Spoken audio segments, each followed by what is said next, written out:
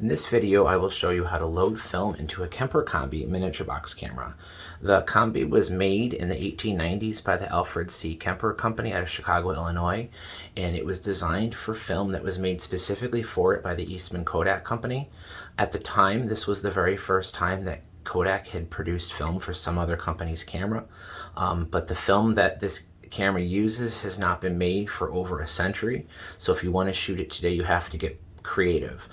There's two methods. The first is simply cutting single squares of film, which you load into the camera manually in darkness, expose, and then take it out and develop.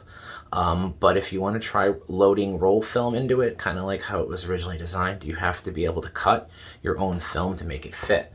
The Kombi uses film that's between 31 to maybe 32 millimeters wide.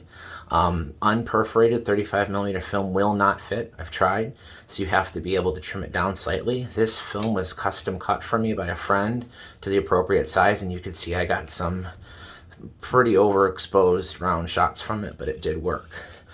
If you have the ability to cut down your own film, you can use it, but in order to do that, the very first thing I recommend is to familiarize yourself with the camera. Take it apart with the lights on so that you can see all the individual pieces, because when you're loading the film in, you have to do it in complete darkness, and you'll be fumbling around a lot if you're not familiar with the parts. So the first step is just take this little clip off so that you can open it up, and you slide the camera apart. This back piece you just set aside. Doesn't really do anything other than have the lens and the shutter on it, but you don't need it for loading. And all the magic happens with this. So I'll go over the different parts for you so that you can see how it works. The film compartment has two rollers. The reason for this, which you wouldn't normally see on a roll film camera, is that the Kombi is also what's called a graphoscope, which is a fancy version for a slide viewer. When people originally bought these cameras, they would get their film developed and it would be sent back to them. It was a transparent film, it's like slide film. And what you would do is this back piece, there's a little round part that comes off. You take this off, you would load the developed film back into the camera, you'd put it back together, and with light coming through this back part, there's a piece you have to remove, which I didn't do here yet, you would look through the lens and see light coming through the back of the camera, through the transparent film, and you'll be able to view your slides through the lens. But in order to do that, you need to be able to advance or move the film back and forth. So there's two knobs. Normally a roll film camera, you would only be able to transport the film one direction. So being able to go back and forth is a challenge because there's nothing keeping tension on the film.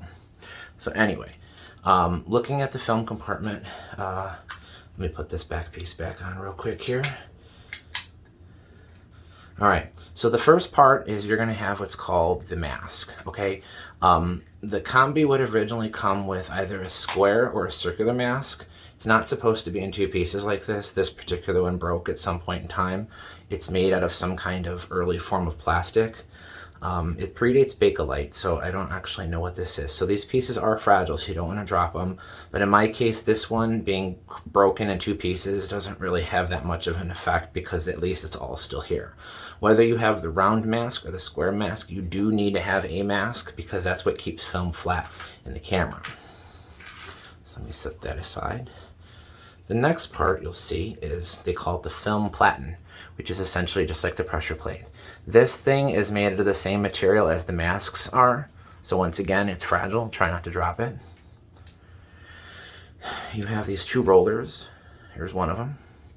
The rollers are just metal pins. Let's see if the camera will focus. There's a subtle texture to them that kind of helps grip the film. That's one roller, and here's the other roller. The two rollers are not the same. Actually, this one has the texture on it, if the camera will focus. Just trust me, it is. But these do not have the exact same pieces. You'll notice on one end, there's just like a little tiny post. The camera's not focusing, there we go. And on the other side, you'll see that one kind of has just like a narrow, like a nail head almost. And this other one is fatter, and it has a tiny little finger. The purpose of that finger, as it goes, the finger turns, is in the film compartment. You'll see, it's hard to see, but there's a little metal spring. And as film is transported through the camera, the side that has the little finger spins and it makes contact with that finger and makes a pinging noise. You can hear that?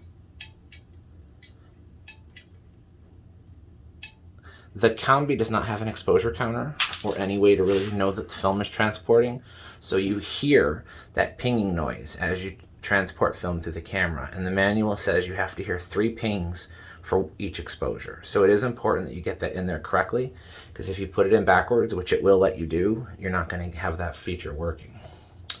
So with the 2 shafts, the film plate, and the masks out, we have the rest of the film compartment. Now, the 2 spools are still in there, and they are not removable. You cannot take those spools out, which adds to the challenge. Hopefully you can see there is a slit in both of them. There's the fat side of the slit. There's the narrow side, like you would normally see on a roll film camera. When Kemper film was originally made, it would have had a paper backing, probably with a tapered edge that you would just slide in there to grip it. I did not have access to that. I guess I could have taken the additional effort to not only cut the right thickness of film, but I could have also cut the backing paper and added a taper, which probably would have made it easier to load, but I did not do that. Normally in a roll film camera, you should have the backing paper because it helps keep light leaks out, but with this door on, it's pretty light tight. I did not have any problems with light leaks, even though I did not use backing paper. The challenge though is that you have to attach your film to both ends of the spool. It is not enough simply to attach it to one side, because if you do that, there's no tension keeping it from just unraveling inside the camera. So you do have to attach it to both sides of, or both spools. It really doesn't matter whether you attach it to once it's attached, which direction you rotate it. If you roll it all up on this one, like the supply side, this can be the take-up spool, or you could roll it all up on this side and this becomes a take-up spool. The manual tells you, if you look, you'll see little numbers. This is 1, this is 2. 2 is the one that has the little finger, the spring, so that's the one that I use as the take-up spool, but it would work the other way. Anyway, so it's time to load film into the camera. Remember, the lens is this way, so your emulsion side needs to be facing up. Do not install it with the emulsion side facing down, otherwise you will be exposing the back of the paper, the back of the film I mean. So once again, lights off. You have to do all this in the dark. What I did was I cut little pieces of electrical tape. So I would take my film and I would put the tape on the very end like this, and I would just tape the film to the spools. Now it's very hard to see because it's all black, but what I would do with the lights off is I would just feel in here and I would push down with my thumb onto the spool and I would start to turn it. See how I'm actually getting the film onto the spool? Turn it just enough to where you know it's on. Actually, it does not want to go under that. And then you got to do the same thing to the other side. So you get another piece of tape. Put the tape on there. Once again, put it onto the spool. And make sure it's straight. And you can see how much of a challenge this is with the lights on. Imagine doing this with the lights off. Okay. So I have the film attached, okay? So a tip is when you're working with this, you want to locate these knobs. I always like having them face the right. It really doesn't matter. You could have them facing down, up, whatever, but my familiarity with this camera while working in the dark is to always have these to the right so that I know this is spool 2, this is spool 1. So you want to attach both ends of the film directly to the spools using tape and leave a loop like this. Do not pull it tight yet, because you have to slide the film plate in there. And I don't know if this will show up. There are notches. There's a tiny notch on this side and a tiny notch on this side. So you do not put the plate in like this. You put it like this. And it just kind of falls in place in there. There is no up or bottom to that film plate, so it could be the other way or this way. That part doesn't matter. Once you have the film plate in, you then have to put the spools in, or the shafts, or whatever you would call this. Remember, the part with the finger needs to go on number 2 because that's where the little spring is. So once again, still lights are off. You kind of just feel there's a little notch for it. It'll only go in one way. Same thing with the other one. Put this in there. Okay. So now I have them both in place. Now what I could start doing is tightening the film, rolling it down. So I want to use the first spool as my supply side. So I'm going to go like this and pull it all down.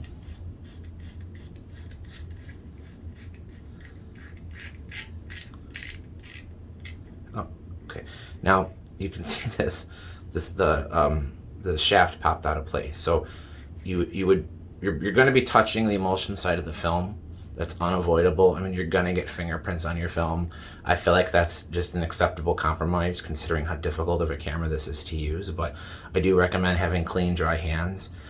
So probably don't do this immediately after eating a bag of Doritos. But once you have it in there, you wanna make sure you're tight. So you're at the start of the roll. You're gonna put your plate in. You can either slide it from the side, it'll go in, or you can just put it in from the top and press down. That works too, either way. Normally this shouldn't be broken like this, but mine being broken is not a big deal. So now I have the film in place. You can see the circular mask. If this was the darkness, you would have your emulsion side facing up. Because there's no leader, you can immediately start exposing the film as soon as you put this back together and take it back out into light. There's no need to waste film like you might on a camera or a film with a paper leader. So once again, make sure you're tight. And the next step would be to reassemble the camera. Now remember, you have these 2 knobs. There's also notches for the knobs, so that's how you feel. Again, you have to do this with the lights off. It goes on very easily. You know, if you try to put it on like this, it's not going to go together. You have to make sure the notches are facing the knobs. Then take your little spring, put it on there, and boom, you're done. Okay, so you could take the camera back out in the light, and that's loading the camera. But since we're doing this right here, one last tip you definitely need to remember is this little arm is your cocking for the shutter. Okay, this is uncocked, this is cocked, and you push down on it to fire. Cocked, fire, cocked, fire. But as you swing it past this middle position, you are actually opening the shutter. So if you're out in daylight, the act of doing this will actually expose your film. So you have to be careful to put your finger over the lens before you cock it. Then you can fire the shutter. I messed up my first couple exposures this way, and that's a hard lesson to learn considering how difficult this camera is to load. You could leave it like this for extended shutter, like a bulb mode, but obviously you need to make sure the camera's stabilized in appropriate light. Once again, before you cock it, you gotta cover it. Got it. Anyway, so let me show you one last thing too, since we're here. Now normally you wouldn't do this with film in the camera, but remember there's that spring that makes the noise. Listen for it as I advance film. 1, 2, 3. So I would take a shot, snap the picture. Next exposure. 1, 2, 3. Next exposure. 1, 2, 3. And you'd keep doing this. So that's the third exposure. You'll get between 8 to 10, depending on how long of a strip you cut. This one was cut to 12 inches. You could probably go longer to get more exposures out of it, but it kind of feels more unmanageable the longer you make it. So if you're cutting film, I wouldn't be too ambitious. I think the original rolls of film got you 25 exposures on a roll. I was happy with, you can see I messed up. I have other rolls too where I got more exposures from, but that's how you load roll film into a Kemper Kombi. It is not easy. That is probably why you will not find too many modern day samples of exposures shot on this camera, because most people don't want to go through all that effort. Thanks for watching.